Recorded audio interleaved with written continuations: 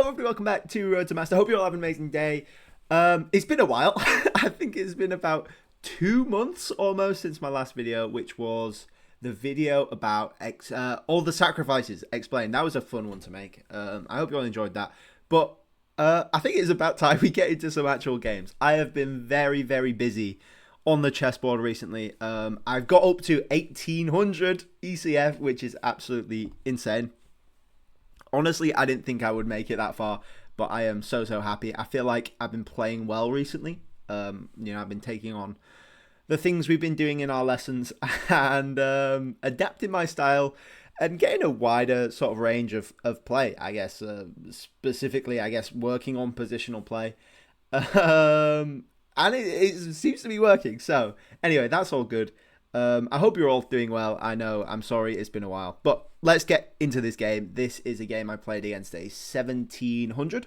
I was 1784 at the time. And it was a London. Now, the London it's an opening, for sure. It's a good opening. I'm not going to sit here and say it's not a good opening, because it's a great opening.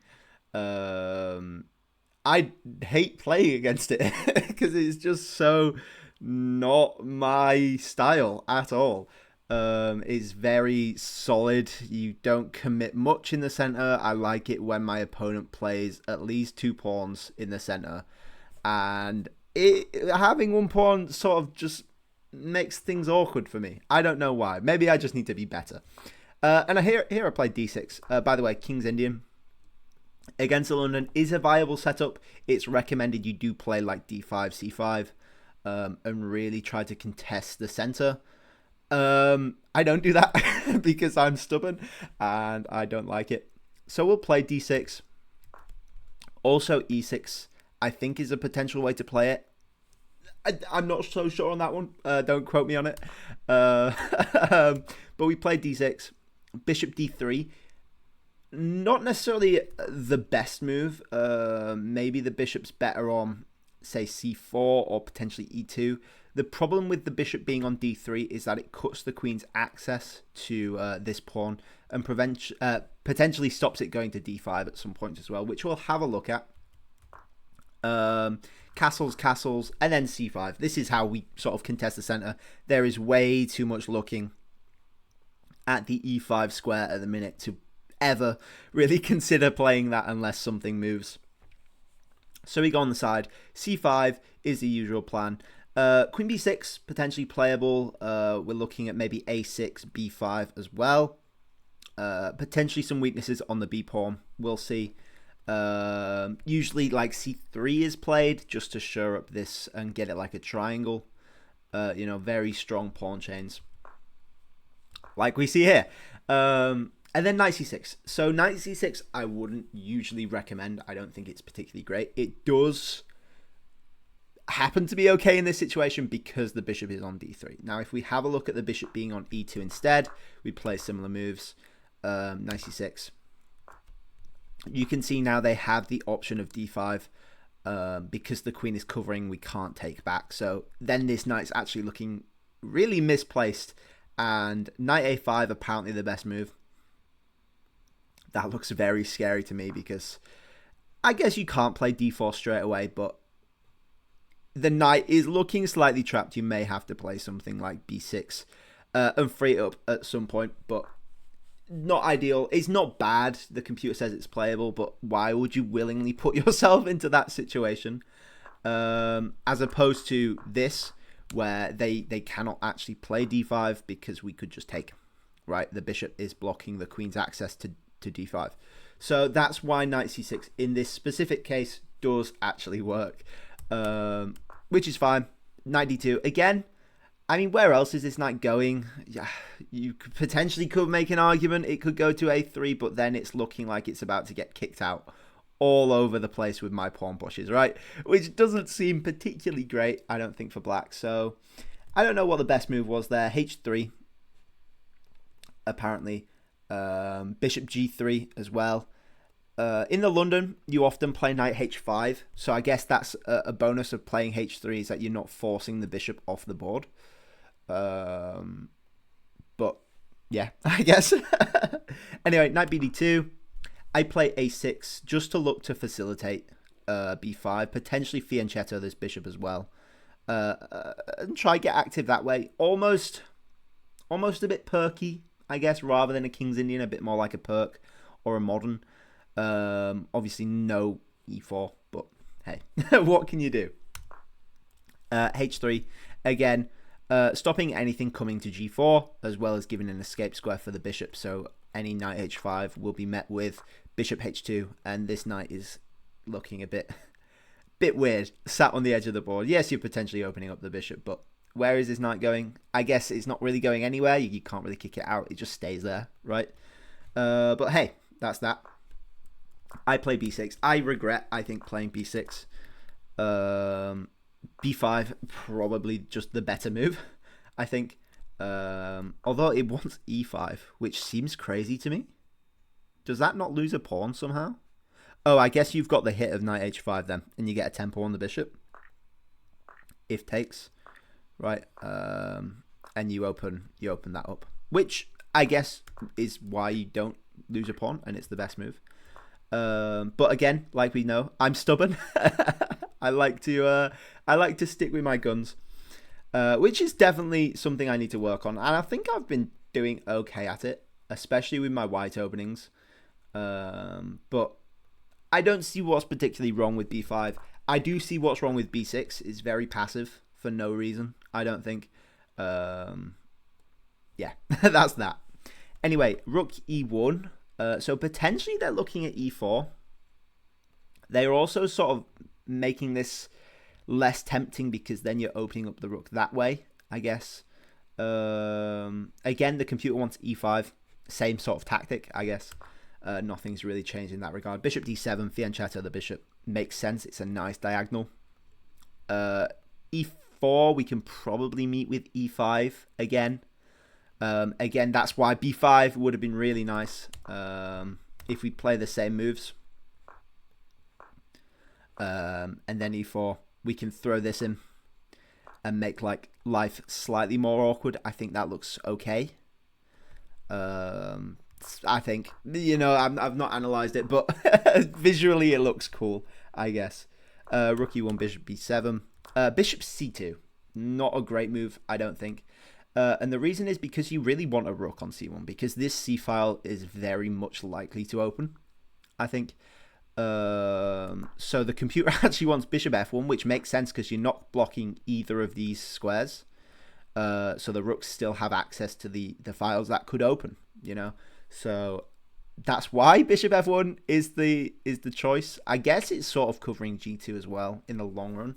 But yeah, bishop c2, not bad. Again, like, you can't really go wrong in the London. It's going to take a lot of work to blunder, but I would find a way, but just small, like positional, like you just slightly blocking your rook in. That's going to be where the long-term sort of pressure, I think, comes from. E6, weird move. I'm not really sure what I was thinking at all, to be honest. Maybe I was worried about this diagonal. It's been a while since I played this game. Or maybe it was this square, actually. Maybe it was this square. And I wanted to cover that, so maybe my knight could go to d5. Maybe that was it. But I don't think it's a great move. I think it's quite solid here. There's no reason to move it. There's better things we could do, like rook c8, rook e8. Queen c7, apparently playable, which would force you to take with the b pawn, but I guess then you just play around that, right? And then b5, again, it wants as well, which we know, if I can speak. So e6, not a great move.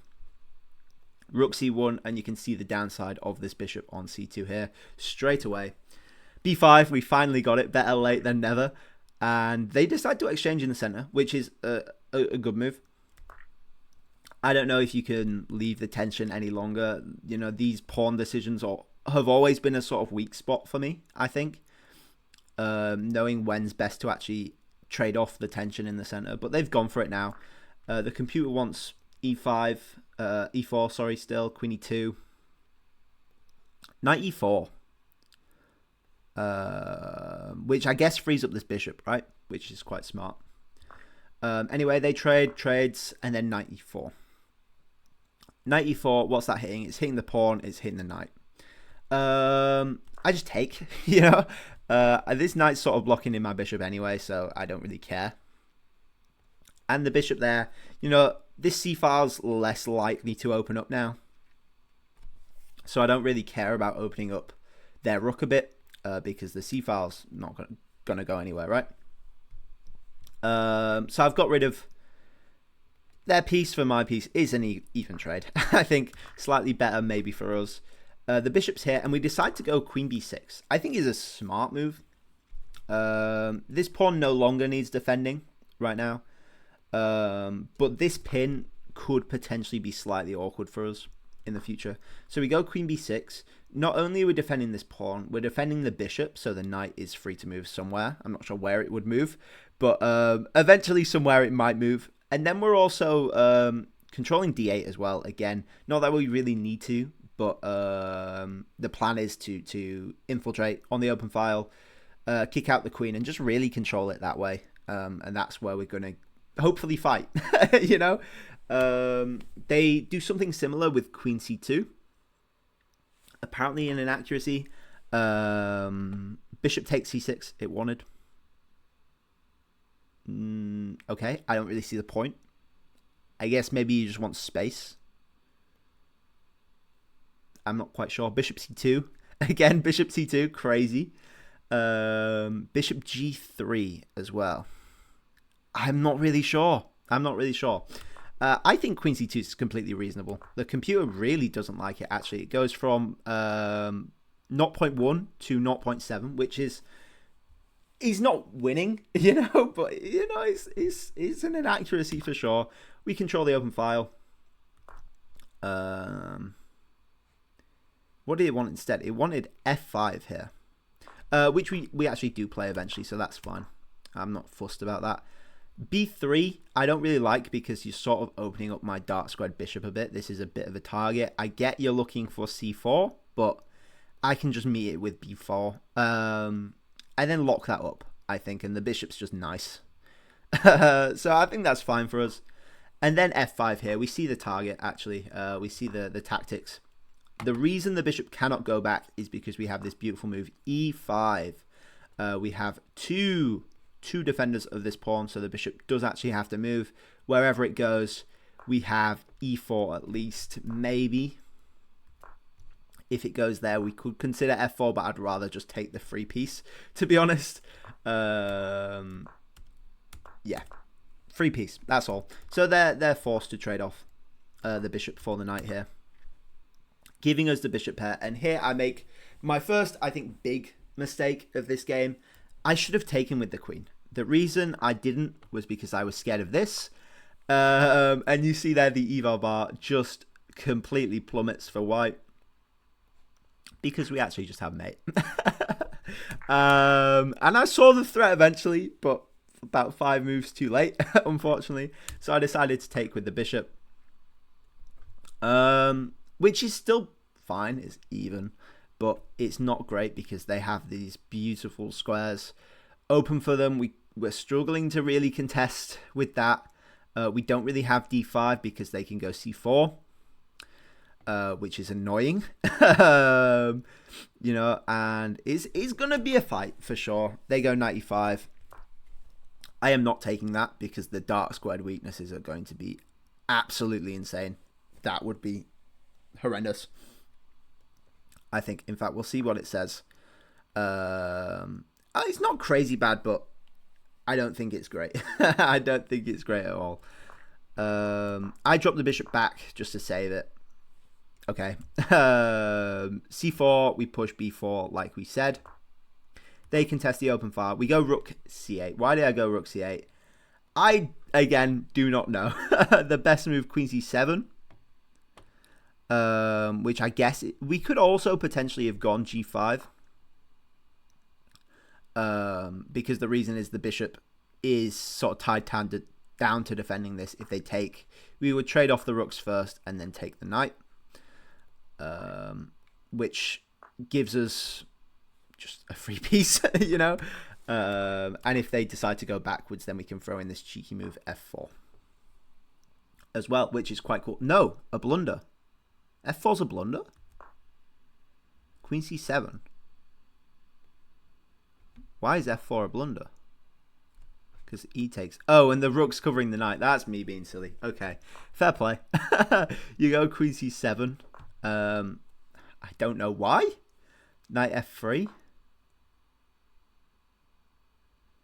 Okay, no, never mind. I don't know what I'm talking about, actually. Anyway, back to the actual game. Rook c8 was to allow the bishop to go to a8 so we can get the queen on b7 and threaten mate, which we should have done in the first place by just taking the knight with the queen. Like I said, 5 moves too late. Here, again, g5 works. But we ignore that and continue our plan. They see our very obvious threats of mate.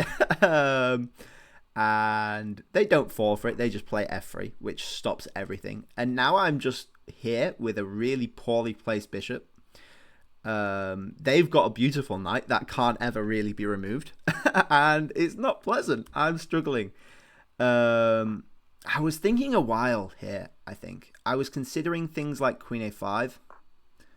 I was considering queen c7. I think I was considering just moving the bishop back again.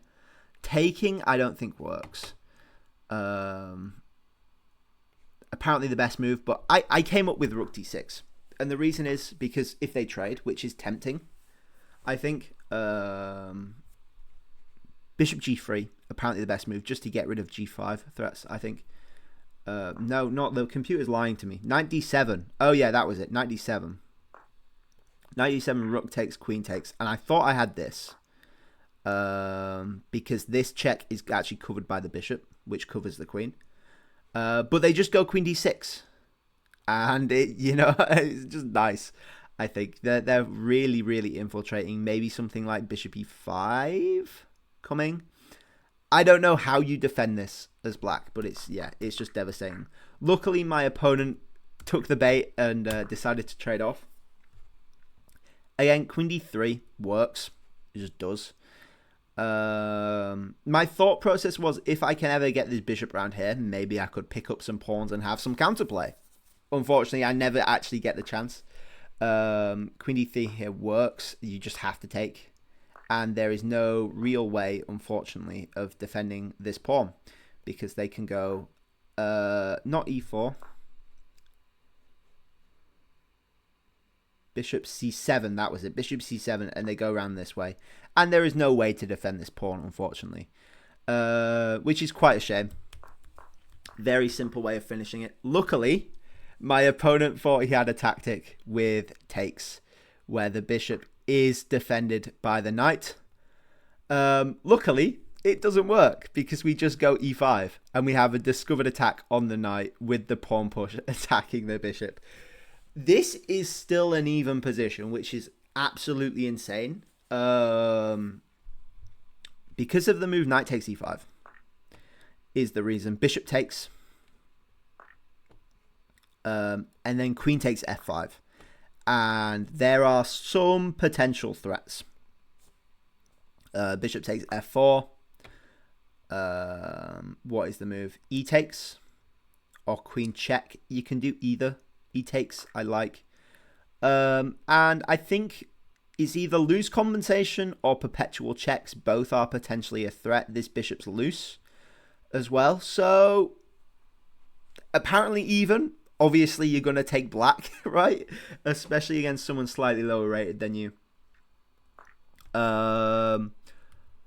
They did do queen takes f5, but in the wrong order. You have to take the pawn first. Unfortunately, with queen takes f5, it just works out for black. Although still slightly even, actually. Still slightly even. And the move we have to play is h takes g6. What happens if we take the bishop? If we take the bishop, that doesn't look great because the knight is covering some squares, actually, still.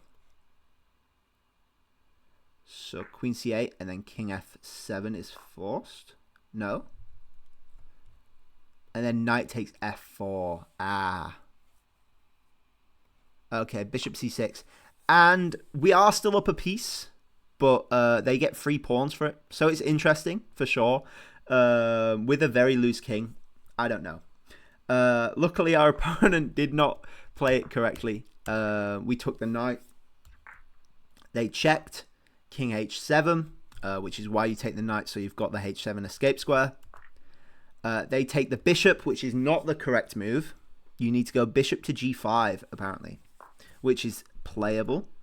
In fact, I think the only playable move, actually. And then you just defend. And again, it's 2 pawns for the piece with a slightly weakened king. Oh, maybe they get the 3rd pawn, actually. Yeah, they get the 3rd pawn. So 3 pawns for the piece. I think either way is the way to look at it. But it depends how you play. Obviously, this requires much more higher accuracy as white than it does as black. But yeah, they decide to take the bishop. And then after it takes f4, we sort of let the queen in here. If you take, I'm sure there is some checkmate coming. Mate in 10, starting with queen d1. They decided to push, which leads to a mate in 7, which I think I actually missed. Starts with queen d1. I decided to start with bishop d4 instead. King f1, and then bishop e3 is the way I went.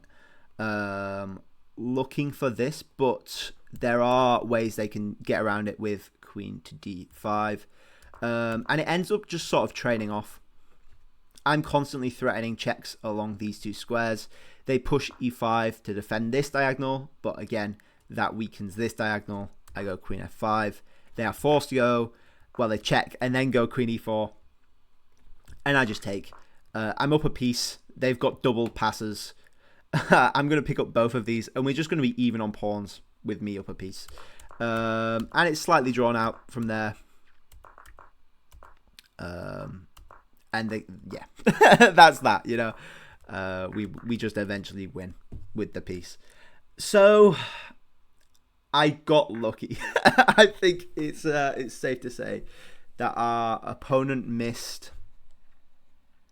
Where was it? Yeah, missed knight d7 here, which I thought was the best move, but rook takes is also quite tempting. And even with rook takes, there is still queen d3, which I think just completely wins as well. And I just misevaluated this endgame, misevaluated how weak these pawns are.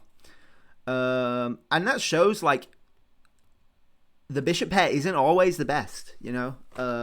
When you are defending specific coloured pawns, you want pieces that can attack those pawns, right?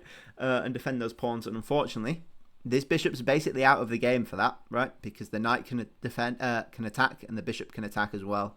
And I only have one defender, and the king is way too far away to ever be able to defend these pawns in time. So that's that. I won, potentially luckily, in fact, definitely with a bit of luck. But sometimes chess requires luck. That's what I'm gonna say. We'll leave it at that. Hopefully we'll get some more regular videos going, because I do have a massive backlog of games that I need to get through. Some fun ones, some less fun ones, but we will see. Thank you all so much for watching. I hope you all enjoyed. Please like if you liked, please subscribe if you really liked. I'll catch you guys all later. Bye bye.